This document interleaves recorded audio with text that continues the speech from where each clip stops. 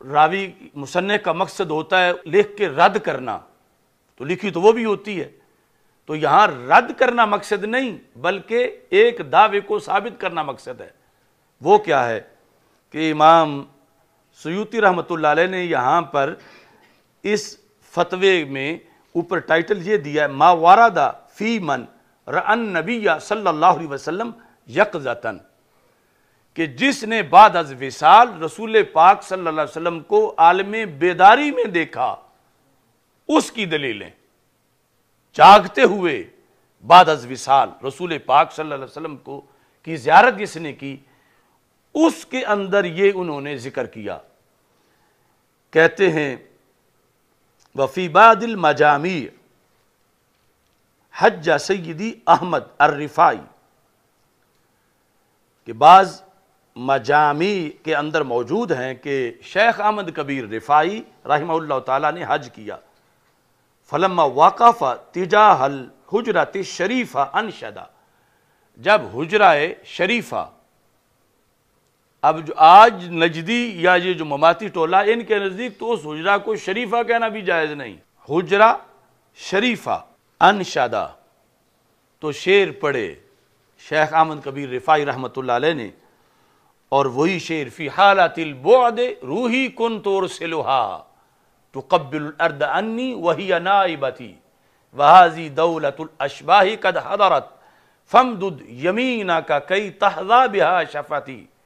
کہ دوری میں تو میں روح بھیجتا تھا جو آستان کو چوم کے چلی جاتی تھی، اب میں خود آیا ہوں، یہ جسموں کی حاضری کا وقت ہے، تو پھر اپنا دایاں ہاتھ باہر نکالیے تاکہ میں اس کو بوسہ دے سکوں۔ لکھا ہے فخرجت الید الشریفۃ من القبر الشریف فقبلها، کہ رسول پاک صلی اللہ علیہ وسلم کا مبارک ہاتھ قبر پر نور سے باہر آیا اور حضرت شیخ احمد کبیر رفاعی رحمہ اللہ تعالیٰ نے اس کو بوسہ دیا۔ ایسے ہی منتہی الصول علی وسائل الوصول الی شمائل الرسول صلی اللہ علیہ وسلم، یہ نبی اکرم صلی اللہ علیہ وسلم کے شمائل پر کتاب ہے، اس کی یہ چوتھی جلد ہے۔ اس کے اندر فقی عبداللہ بن سعید انہوں نے اس کو لکھا، اور یہ بھی 357 صفحے پر ہے۔ انہوں نے یہاں امام سیوطی کا حوالہ دیا، وقد الف الامام الحافظ جلال الدین السیوطی رحمہ اللہ تعالی رسالۃ سماہا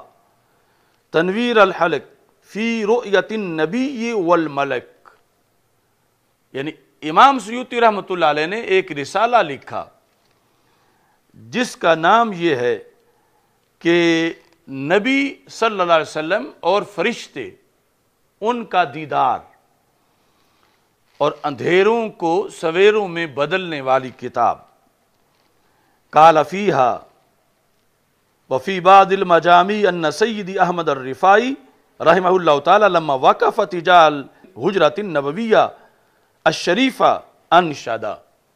وہی لفظ ہو بہو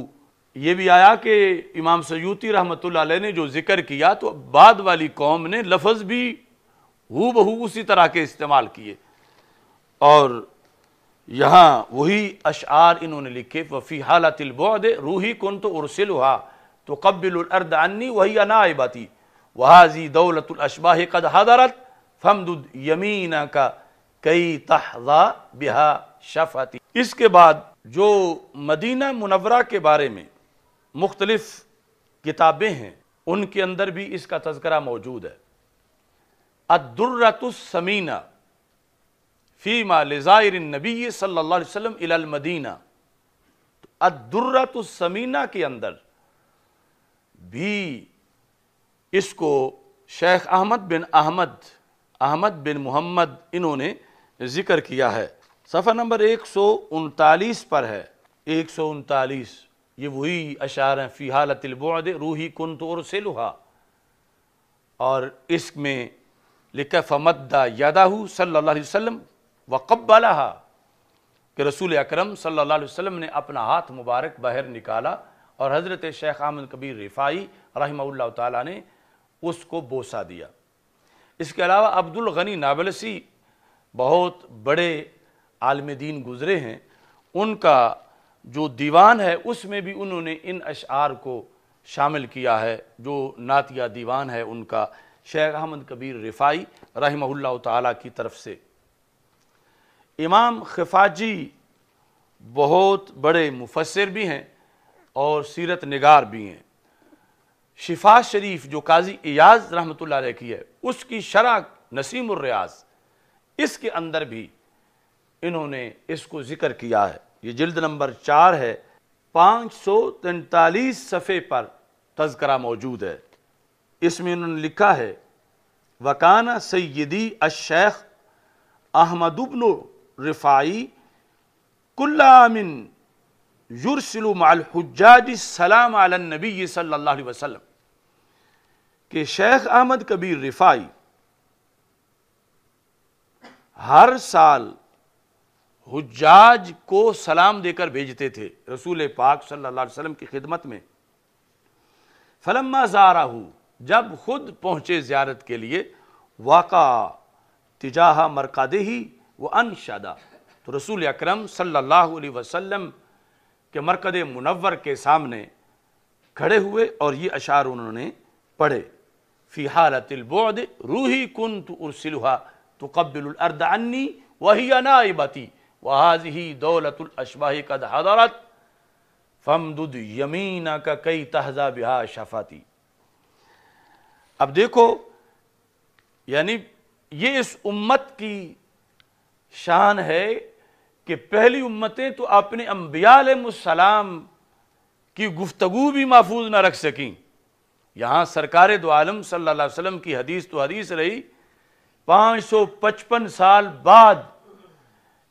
سرکار کے ایک امتی نے محبت میں سرکار کے ساتھ جو اظہار کیا، وہ بھی ہو بہو اسی طرح آگے امت نقل کرتی آئی۔ اور یہاں انہوں نے جو لفظ دولت الاشباہ باقی ہر جگہ آ رہا ہے، اس کی جگہ لکھا وہذہ نوبت الاشباہ ہے، یہ جسموں کی حاضری کی باری ہے، نوبت یہ اجسام کی حاضری کا وقت ہے۔ تو فامدد یدیک، وہ یمینہ کی جگہ یہاں فامدد یدیک، کہ اپنے دونوں ہاتھ آپ باہر نکالیں کہ تاکہ میں ان کو بوسہ دے سکوں۔ فقیل ان الید الشریفۃ بدت لہ فقبلها فہنیئا لہ ثم ہنیئا۔ تو یہ امام خفاجی کہتے ہیں کہ دست مبارک باہر نکلا اور انہوں نے بوسہ دیا، اور ساتھ یہ تبصرے میں لکھتے ہیں فہنیئا لہ، مبارک ہو تجھ کو اے احمد کبیر رفاعی، پھر تجھے مبارک ہو، تمہارے لیے کتنے بڑے اعزازات کی خوشخبری ہے کہ اللہ نے تجھے اس شرف سے مشرف فرمایا۔ تو اسی کے لحاظ سے یہ کتاب ہے قلادۃ الجواہر فی ذکر الغوث الرفاعی و اتباعہ الاکابر۔ قلادۃ الجواہر یعنی نگینوں کا ہار، تو یہ شیخ احمد کبیر رفاعی رحمہ اللہ تعالی اور آپ کے پیروکار جو سینکڑوں ولی، چونکہ آپ اتنے بڑے ولی ہیں کہ سینکڑوں ولی، ہزاروں ولی آپ کے پھر سلسلہ رفاعیہ کے اندر موجود ہیں۔ تو یہ لکھنے والے بھی ابو الہدا سید محمد بن حسن رفاعی ہیں، اور شیخ احمد کبیر رفاعی خود بھی سید ہیں۔ اس کتاب کے اندر انہوں نے صفحہ نمبر 72 پر یہ لکھا، اب یہ ساری عرب دنیا کی چھپی ہوئی کتابیں ہیں۔ وَلَمَّا حَجَّ وَقَفَ تِجَاهَ الْحُجْرَةِ الشَّرِيفَةِ النَّبَوِيَّةِ وَأَنْشَدَ فِي حَالَةِ الْبُعْدِ رُوحِي كُنْتُ أُرْسِلُهَا تُقَبِّلُ الْأَرْضَ عَنِّي وَهِيَ نَائِبَتِي وَهَذِهِ دَوْلَةُ الْأَشْبَاهِ قَدْ حَضَرَتْ فَامْدُدْ يَمِينَكَ كَيْ تَحْظَىٰ بِهَا شَفَتِي۔ شعر لکھنے کے بعد کہتے ہیں فَخَرَجَتْ إِلَيْهِ الْيَدُ الشَّرِيفَةُ مِنَ الْقَبْرِ حَتَّى قَبَّلَهَا وَالنَّاسُ يَنْظُرُونَ، یعنی لوگ دیکھ رہے تھے، لوگوں کے سامنے انہوں نے رسول پاک صلی اللہ علیہ وسلم کا ہاتھ مبارک جو قبر پرنور سے باہر نکلا اس کو بوسہ دیا حضرت شیخ احمد کبیر رفاعی رحمہ اللہ تعالیٰ نے۔ تو اس کے بہت سے دیگر بھی حوالہ جات ہیں، اس وقت وہ سارے گنوائے جائیں تو میں جس طرح کہہ رہا ہوں کہ عراق میں نے خود کتنی کتابوں میں یہ پڑھا، چونکہ میں پچھلے ٹائم حضرت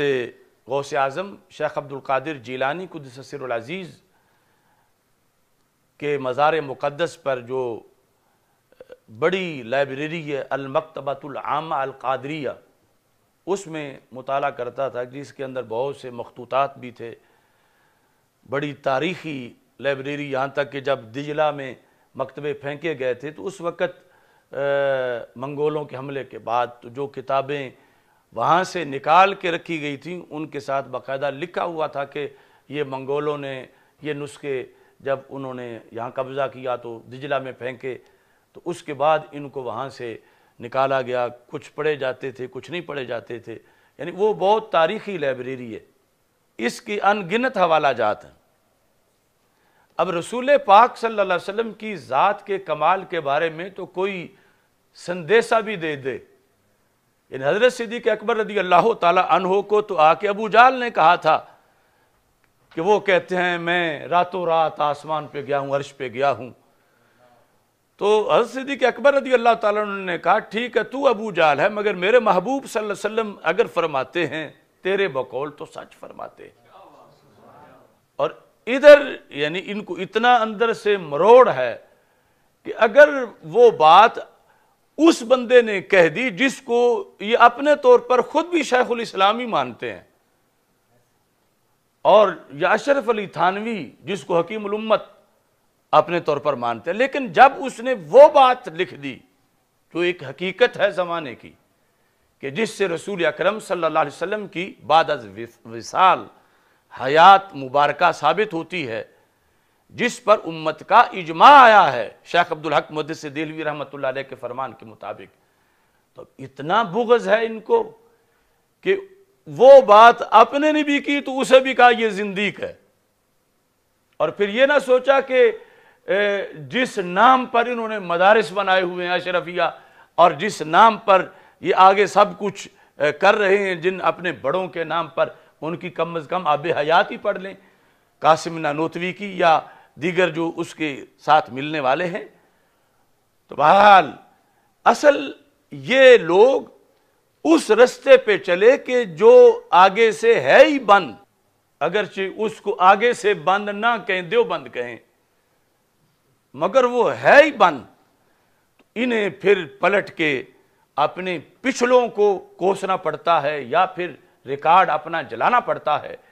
تو اللہ کا فضل ہے ہم اہل سنت و جماعت اس نظریے پر ہیں جو صفحہ پہ پڑھایا گیا، اور آج اللہ کے فضل سے ہم اس پہ قائم ہیں۔ اور یہ جو یہی شخص بڑے چیلنج کرتا رہتا ہے مناظروں کے گھر بیٹھے، تو میں اس کو دعوت فکر دے رہا ہوں کہ تم تو اس لیول پر ابھی نہیں آئے کہ ہمیں یا ہمارے کسی کو تم چیلنج کرو، پہلے اپنے گھر میں تو تم پھیرا مارو، ان پر تو فتوے لگاؤ۔ کیا یہ تمہیں اس لائق سمجھتے ہیں کہ تم ان کے مسلک دیوبند کی ترجمانی کرو کہ جو تمہارے بقول اشرف علی تھانوی زندیق بن رہا ہے، اور اس نے جو لکھا وہ مسلمان لکھ ہی نہیں سکتا، جو اس نے بطور تائید اور تاکید لکھا، یہ نہیں کہ اس نے رد کرنے کے لیے لکھا، تو تم پہلے کم از کم جس بیس پہ کھڑے ہو کے ولیوں کو بھونکتے ہو، کم از کم اس بیس کے لحاظ سے تو اپنی زمین نیچے سے دیکھو کہ تم کھڑے کہاں ہو۔ اور ساتھ اس نے یہ کہا کہ سیدہ طیبہ طاہرہ فاطمہ الزہرا رضی اللہ تعالی عنہا کے لیے ہاتھ نہیں نکلے، تمہارے لیے کیسے نکلتے، شیخ احمد کبیر کے لیے کیسے نکلتے؟ یہ بھی میں ضمن نظر کر دوں، یہ میرے ہاتھ میں سلوۃ العارفین امام غزالی کی کتاب ہے، جلد نمبر 2، چونکہ ہم کسی کا اتنا بھی قرض نہیں رہنے دیتے، اور اللہ کا فضل ہے کہ شاید پاکستان کے اندر سیدہ فاطمہ رضی اللہ تعالی عنہا کی شان کے لحاظ سے پہلی بار بندہ ناچیز ہی یہ حوالہ پیش کر رہا ہو، اگرچہ دعویٰ تو بڑے بڑوں کو ہے، لیکن اگر کوئی ایسا ہے تو اپنا آج سے پہلے کے ریکارڈ سے یہ حوالہ